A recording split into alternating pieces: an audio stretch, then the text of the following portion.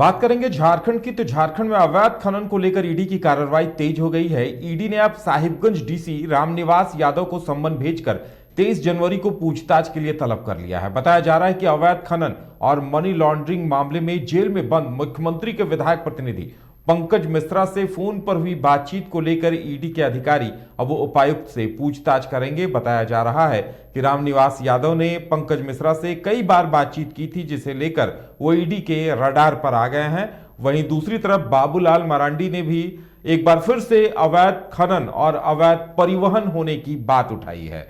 ज्यादा जानकारी के लिए इस वक्त हमारे साथ हमारे संवाददाता मदन है, उनसे बातचीत करेंगे। लेकिन जिस तरह से ईडी के रडार पर अब रामनिवास यादव आए हैं, तो माना जा रहा है कि इनके पास भी कई सारे राज हैं, क्योंकि पंकज मिश्रा के साथ इनकी साठगांठ सामने आई है। कई ऐसे फोन कॉल्स ईडी को मिले हैं जिसमें पंकज मिश्रा और डीसी रामनिवास यादव के बीच बातचीत हुई है, और इसे लेकर अब कई सवाल सामने भी हैं। इससे पहले भी कई अधिकारियों से पूछताछ की बात आई थी सामने, और वहां के जो जिला खनन पदाधिकारी थे उनसे भी पूछताछ हो चुकी है। उन जिला खनन पदाधिकारियों ने भी कहीं न कहीं ऊपर से आदेश मिलने की बात कही है, और जब सवाल इस बात को लेकर खड़े हो रहे हैं कि आखिर ऊपर से आदेश उन्हें कौन दिया करता था, तो कहीं न कहीं उपायुक्त रामनिवास यादव का नाम भी सामने आ रहा है। और अब ईडी ने 23 जनवरी को पूछताछ के लिए उन्हें बुला लिया है।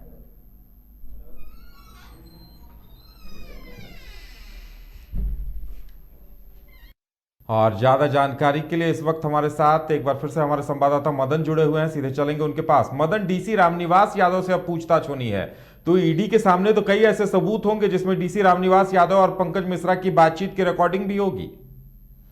बिल्कुल, देखिए कई सबूतों के बाद ही ईडी जो है समन करती है, और इसीलिए काफ़ी वक्त बीत जाने के बाद साहिबगंज डीसी को अब समन किया गया ईडी के तरफ से, और 23 जनवरी का जो है डेट मुकर्रर किया गया है ईडी के समक्ष उनकी पेशी की। अब ईडी के सामने कई साक्ष्य हैं, और उसके आधार पर उनसे कई सवाल रखे जाएंगे, जिसके बाद वो क्या जवाब देते हैं उसके आधार पर फिर कार्रवाई को आगे बढ़ाई जाएगी। आप अगर देखें तो झारखंड में ईडी की कार्रवाई जो शुरू हुई वो मनरेगा घोटाला से शुरू हुई, और अब अवैध खनन तक पहुंच चुकी है। 1000 करोड़ से अधिक के अवैध खनन के मामले जो हैं साहिबगंज जिले से आए हैं। ऐसे में साहिबगंज के ही पंकज मिश्रा, जो कि मुख्यमंत्री के विधायक प्रतिनिधि भी रहे हैं, उनको जेल भी जाना पड़ा है इस मामले में। और अब ये कह सकते हैं कि मुख्यमंत्री हेमंत सोरेन से भी इस मामले में पूछताछ हुई है। वहाँ के डीएमओ जो हैं उनसे भी पूछताछ हुई है। तो अब जांच की कड़ी आगे बढ़ती हुई, और डीसी साहिबगंज को भी नोटिस समन चला गया है। तो हम ये कह सकते हैं कि जिस तरह से लगातार ईडी की कार्रवाई बढ़ती जा रही है झारखंड में, वो कब खत्म होगी ये कह पाना फिलहाल मुश्किल है। लेकिन जो डीसी हैं उनके सामने कई सवाल हैं पहले से, क्योंकि जब मुख्यमंत्री हेमंत सोरेन से पूछताछ हुई थी तब बातें सामने आई थी कि मुख्यमंत्री से जब पूछा गया कि क्या आपको जानकारी है कि आखिर साहिबगंज जिले में जो इस तरह के अवैध खनन चले, तो उसके लिए आपने क्या आदेश दिया। जो बातें सामने आई थी, सूत्रों से जो जानकारी मिली थी, उसके हिसाब से हम आपको बता रहे हैं कि तब जाकर के ये बातें आई थी सामने कि मुख्यमंत्री ने स्पष्ट तौर पर कहा था कि हमने कभी किसी अधिकारी को रोका नहीं है, और कार्रवाई हुई है। इसको लेकर के अब डीसी से पूछताछ हो सकती है कि भाई आप जब आपके नज़र में जो अवैध खनन के मामले आए थे, तो फिर आपने क्या कार्रवाई की, क्या अवैध क्रशर जो चल रहे थे उसको बंद कराने का आदेश आपने दिया, या फिर जो वहाँ पर माइनिंग ऑफिसर थे उनके द्वारा क्या रिपोर्ट दिए गए थे। ये तमाम तथ्यों की जानकारी अब ईडी एकत्रित करेगी। और देखिए सिलसिला चलता रहा लगातार। कई बार साहिबगंज तक पहुंचकर ईडी ने छापेमारी की, पूछताछ की, दस्तावेजों को खंगाला, लेकिन अब जाकर के जो दूसरा बार हम कहें तो एक बड़ा जो चेहरा है, यानी कि एक पूजा सिंघल जो आईएएस थी वो जेल चली गई। अब दूसरा आईएएस का बारी जो है ईडी के सामने आया है, और वो है डीसी साहिबगंज, और अब उनको भी ईडी समन कर चुकी है।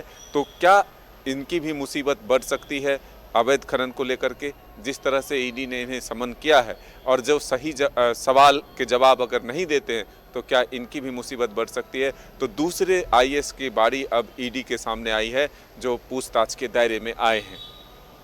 बिल्कुल, कई सवाल सामने हैं। देखने वाली बात यह होगी कि पूछताछ में क्या कुछ निकल कर आता है और क्या कुछ तथ्य सामने आते हैं। फिलहाल तमाम जानकारी देने के लिए मदन आपको बहुत बहुत धन्यवाद। वेलकम टू चाचा मामा दंगल। हास्य अदाकार संजय मिश्रा से गुजारिश है कि वह अखाड़े में कूदे और फुलटूस को ट्रॉफी से नवाजे। लगता है समाधि ले ली। अरे बुला रहे हैं। अरे बोल रहे हैं कि बुला लो। टॉप टेक सीमेंट, जो जोड़े तो छोड़े नहीं, मजबूती ही हमारी पहचान।